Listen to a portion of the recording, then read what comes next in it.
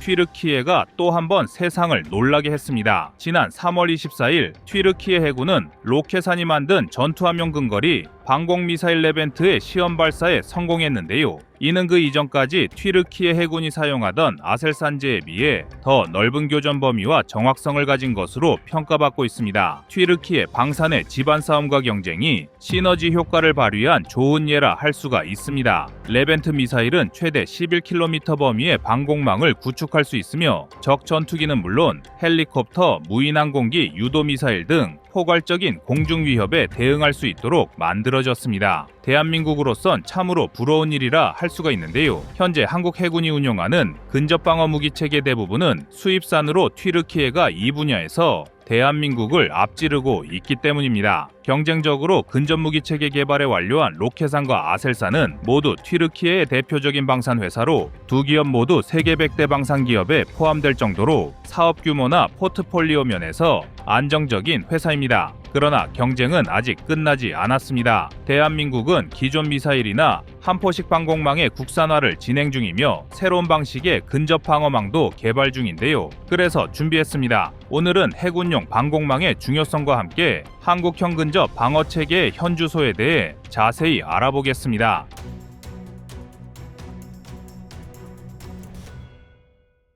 근접방어 무기체계란 함정이 사용하는 무기체계로 간단히 말해 다른 방공 시스템이 요격에 실패했을 경우 즉 전투함의 마지막 포로에 해당하는 방어 수단이라 할 수 있습니다. 과거에는 주로 기관포를 써서 날아오는 미사일을 요격하는 방식이었으나 미사일과 전투기의 속도가 비교할 수 없을 정도로 빨라진 현대전에 있어 무용지물이 된 상태입니다. 현재 대한민국 해군은 서방제 시위즈인 네덜란드 시그널사의 SGE-30 골키퍼를 주로 사용하는데요. 심지어 KDX-3 이지스함인 세종대왕급 구축함에도 원래 달려오는 펠링스가 아닌 골키퍼를 대신 장착했을 정도로 애용하는 무기체계였습니다. 그러나 골키퍼가 사실상 단종 절차에 들어가고 레이시온이 만든 미국산 펠랭스의 가격이 천정부지로 뛰어오르자 우리 군은 국산 시위즈 개발을 본격화하는데요. 이렇게 태어난 것이 해궁입니다. 2010년대 LIG 넥스1과 방사청이 개발을 시작한 해궁은 2016년 명중률 60%를 기록, 하마터면 좌초될 뻔한 사업이었지만 꾸준한 성능 향상으로 명중률을 90%로 끌어올렸고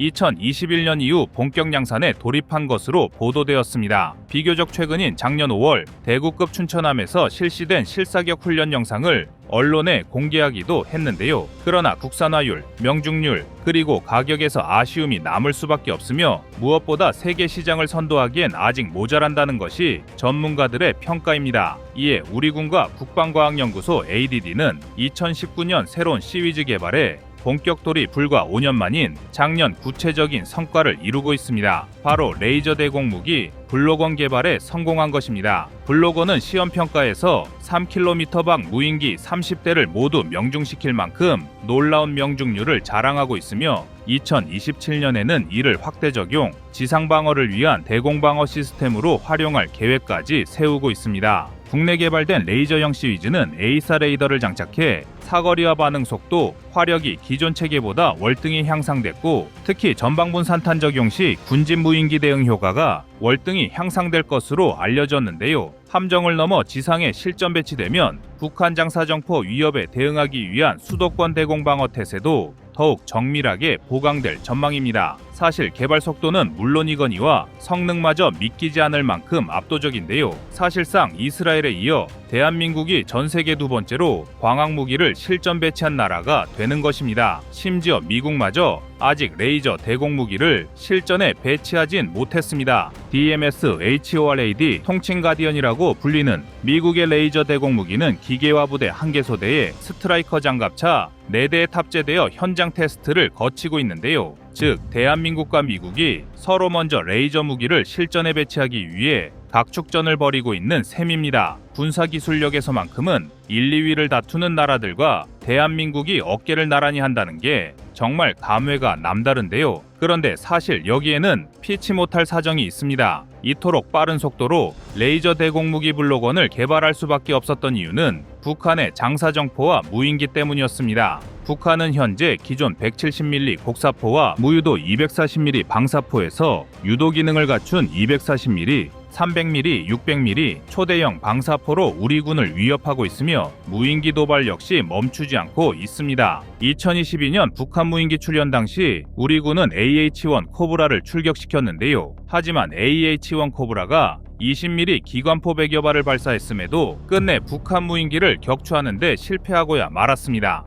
또한 이 과정에서 대응을 위해 출격한 공군의 KA-1 전선통제 공격기가 추락하는 초유의 사태가 벌어지기도 했습니다. 여기서 끝이 아닙니다. 후에 사태 파악이 모두 끝나자 북한 무인기가 서울을 포함한 수도권 상공에 머문 시간만 무려 7시간에 육박했던 것으로 밝혀졌는데요. 최악에는 정부 수뇌부에 대한 암살 시도는 물론이고 무고한 시민을 대상으로 하는 테러까지 벌일 수도 있는 시간이었습니다. 그렇다고 무작정군을 탓할 수도 없습니다. 애초에 북한이 우리 영공 침투에 사용한 것 같은 소형 무인기는 레이더 탐지 자체가 지극히 어렵습니다. 이를 헬기에서 발사하는 기관포로 막으려 하는 것은 과거 전투함의 방어 체계였던 기관포처럼 전투함의 방어를 운에 맡기는 것과 다르지 않습니다. 즉 레이저 대공무기 블로거는 이러한 위기의식에서 탄생한 무기체계라 할 수 있는데요. 그도 그럴 게 레이저는 드론 공격에 가장 효과적으로 대응할 수 있는 방식이기 때문입니다. 레이저는 드론의 광학 센서에 혼란을 일으키고 고출력으로 발사할 경우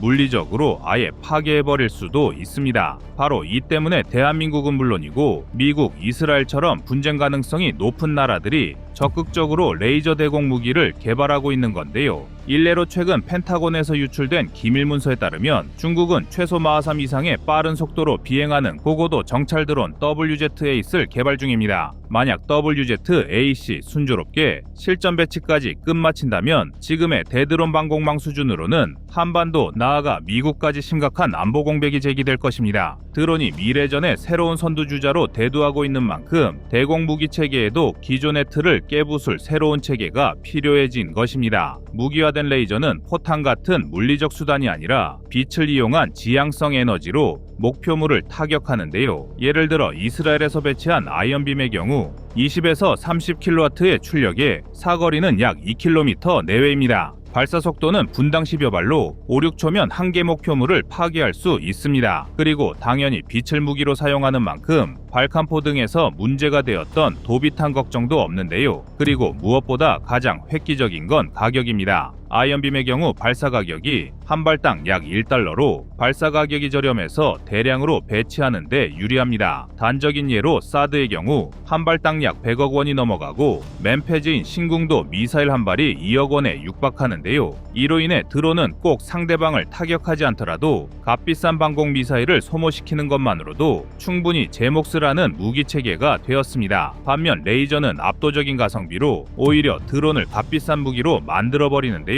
이뿐만이 아닙니다. 아직까지는 대부분 정보가 극비이기 때문에 부득이하게 이스라엘 아이언빔을 예로 들었지만 대한민국의 레이저 대공무기 역량은 여기서 끝이 아닙니다. 실제로 관계자에 따르면 당장 레이저 대공무기 블록1부터가 출력은 아이언빔과 동급이지만 사거리는 월등한 수준입니다. 일각의 전문가들은 록히드 마틴에서 개발 중인 50kW급 출력의 레이저 대공무기 아텐에 필적할 정도일 것이라고 추측 중인데요. 한국 무기체계 특유의 다홍치마 스킬이 레이저 대공무기 블록1에도 적용된 것입니다. 대한민국은 늘 같은 조건에서도 월등한 성능의 무기체계를 개발해왔는데요. 심지어 레이저 대공무기 블록2에서는 드론뿐만이 아니라 극초음속 미사일까지 격추할 수 있을 정도로 출력을 강화할 예정입니다. 극초음속 미사일이란 최소 마하5 이상의 속도로 활공할 수 있는 미사일을 말합니다. 극초음속의 최소 커트라인인 마하5만 해도 1초에 무려 1.7km를 이동하는 것입니다. 서울에서 평양까지 2분, 베이징까지는 9분 남짓이면 도달할 수 있는 속도인데요. 게다가 극초음속 미사일은 순항 미사일처럼 비행 경로가 변칙적이고 저고도 비행이 가능해서 격추하는 게 대단히 어렵습니다. 창과 방패의 대결에서 언제나 방패는 불리했고 발전 속도도 창에 비해 더뎠는데요. 나날이 발전해가는 무기체계에 맞서기 위해 대한민국은 다양한 해법을 준비할 수밖에 없고 여기에 레이저 대공무기는 필수적 존재가 되고 있습니다. 음속과 다르게 레이저, 즉 빛은 기동 즉시 목표물에 도달한다는 장점을 갖습니다. 다시 말해 극초음속 미사일이 아무리 빠르다 하더라도 레이저를 피하거나 다른 방법으로 대응하는 게 불가능하다는 것입니다. 다만 일반적으로 레이저 무기는 사거리가 짧고 파괴력이 약하기 때문에 극초음속 미사일을 격추할 수 있을 정도가 되려면 상당한 출력이 필요하다는 건데요. 이미 대한민국은 100kW급 출력의 레이저 원천 기술 개발에 착수한 상태입니다. 이처럼 대한민국은 부족한 안보 공백을 뛰어난 기술력으로 빠르게 메워가고 있는데요. 부디 우리 군이 적의 도발을 완벽히 봉쇄하는 날이 빨리 도래하길 바라겠습니다.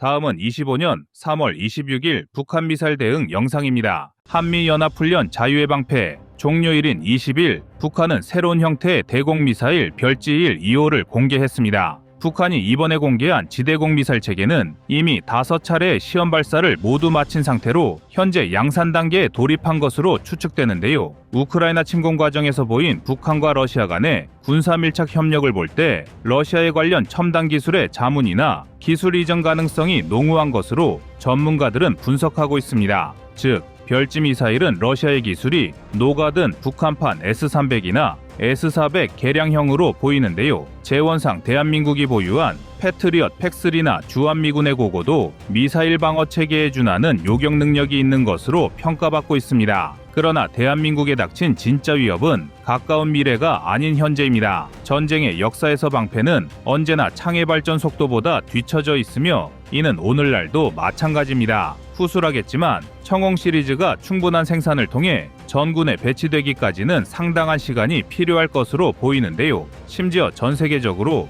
가장 생산량이 많다는 팩의 경우에도 수요 대비 공급 물량이 적어 미국조차도 자국 내 생산 물량 부족으로 일본에서 생산된 팩3를 역수입하는 방안을 모색할 정도입니다. 참고로 록히드 마틴의 팩 연간 생산량은 2018년까지 연간 350발 정도로 우크라이나 전쟁 이후 생산량을 500발까지 늘렸으나 여전히 공급이 부족한 상황입니다. 이제 록히드 마틴은 생산 수량을 2027년까지 최대 650발까지 늘리기로 결정. 생산시설 투자에 들어갔는데요. 그럼에도 불구하고 당분간 팩3는 전 세계적인 공급 부족에 시달릴 수밖에 없습니다. 이는 천공투도 마찬가지입니다. 후술하겠지만 천공투는 UAE와 사우디아라비아, 이라크 등 연이은 수출 성공으로 우리 군의 공급도 여의찮은 상황으로 심지어 이라크군은 천공투포대를 자국에 대여해달라고 요청해왔지만 우리 군이 거절했을 정도입니다. 따라서 팩2를 팩3 사양으로 업그레이드하려는 이번 방사청의 결정은 참으로 시의적절했다고 할 수가 있습니다. 최소한 5년 내 천공투나 팩의 공급이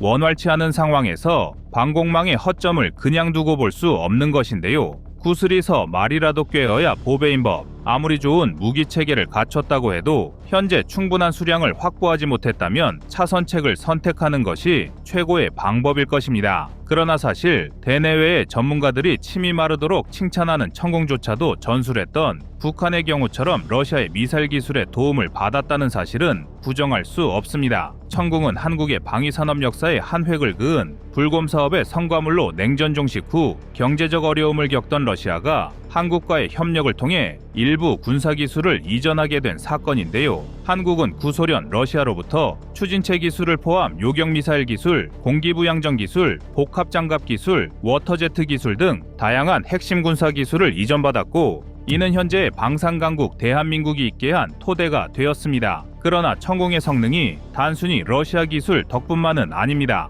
천공은 초기 모델에서부터 대한민국의 독자적인 기술력과 현대화된 전자장비를 결합해 차별화된 성능을 보여주었는데요. 한국의 연구진들은 기본적인 러시아 기술을 기초로 삼아 이를 대폭 개량하며 한국 방산 기업들의 높은 기술력과 지속적인 연구개발을 통해 천공의 요격 성능을 크게 개선시켰습니다. 여기에 전술한 것처럼 방사청은 기존 팩2를 팩3로 전환하는 사업 계획을 발표, 더욱 촘촘한 방공망을 구축 중인데요. 그러나 사업 초기엔 한국형 패트리엇이라 불리는 천공 시리즈를 보유한 대한민국으로서 다소 의외의 결정이라는 비판도 있었습니다. 사실 패트리엇 팩3는 길이 4.6m, 중량 400kg, 요격고도 15km의 요격 체계로 우리의 다층 방어 체계에서 중거리 역할을 맡은 핵심 전력입니다. 그러나 천궁 역시 길이 5.2m, 중량 320kg, 탄도탄 요격고도 15km로 팩과 유사한 스펙에 특히 다층 방어 체계에서 중거리 역할을 완벽히 수행할 수 있다는 점이 강점인데요. 무엇보다 패트리엇 대비 40% 정도 낮은 가격으로 유명합니다. 패트리엇 팩3의 도입 가격은 개당 400만 달러, 한화 60억 원 선이며 그보다 개량형인 MSE 버전은 80억 원에 육박합니다. 그에 비해 천궁은 국산화율 100%를 달성, 20억 원이라는 경이적인 가격 경쟁력을 갖추고 있습니다. 수많은 지대공 미사일이 난립한 글로벌 지대공 미사일 시장에서 천궁이 주목받고 있는 이유인데요. 여기에 탄도미사일 요격 능력을 갖춘 지대공 미사일을 자체 개발하고 배치하는 데 성공한 국가는 한국을 비롯하여 미국, 러시아, 이스라엘로 손에 꼽을 정도입니다. 중국조차도 북한이 사용하는 별지 시리즈와 유사한 러시아제 S-300과 S-400 미사일에 의존하는 형편인데요. 대부분의 서방국이 역시 자국산 개발을 포기하고 미국제 패트리엇을 수입해 사용하고 있습니다. 천궁의 놀라운 점은 국산화와 가격만이 아닙니다. 천궁은 능동형 위상 배열 레이더를 기반으로 한 최신 유도 기술을 사용하는데 이는 패트리엇의 레이더 기술과 동등하거나 그 이상으로 평가받고 있습니다. 여기에 다른 방어 체계와의 호환성, 즉 궁합이 좋다는 점도 장점으로 작용하고 있습니다.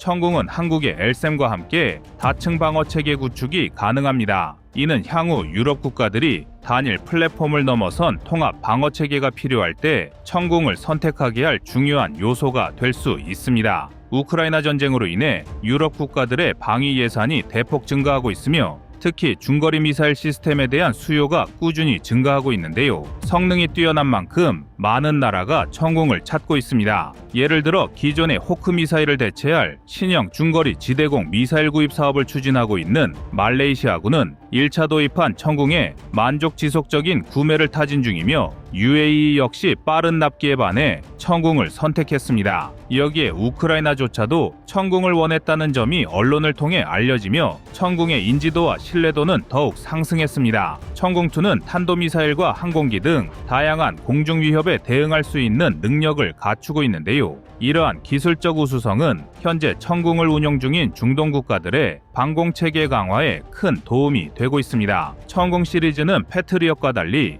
유도 시스템과 폭발 방식을 개선하여 방어 지역 내에서 극도로 높은 정확성을 발휘할 수 있도록 설계되었습니다. 패트리엇 팩3와 천궁은 요격 목적이 유사하지만 팩3는 다탄두 형태를 가지며 고고도 요격에 최적화되었다는 점에서 큰 차이가 있습니다. 여기에 천궁은 폭발 방식을 개선하여 높은 파편 확산율을 갖추고 있어 다수의 요격 대상에 대해 높은 대응력을 보유하고 있습니다. 이렇게 천궁2가 세계적인 요격 미사일로 인정받으며 세계 각국에서 수출 요청이 빗발치는 가운데 그 뒤를 이을 천궁3 역시 본격적인 개발에 들어간 지 오래입니다. 현재 개발 중인 천궁3는 천궁의 앞쪽 조종 날개 카나드가 생략되고 종말 측 추력기의 성능이 개량되었는데요. 천궁2보다 사거리가 대폭 연장된 A4 레이더 탑재 버전인 것으로 알려졌습니다. 이뿐만이 아닙니다. 천궁3의 가장 중요한 개선 사항은 추진기관에 적용된 이중 펄스 기술인데요.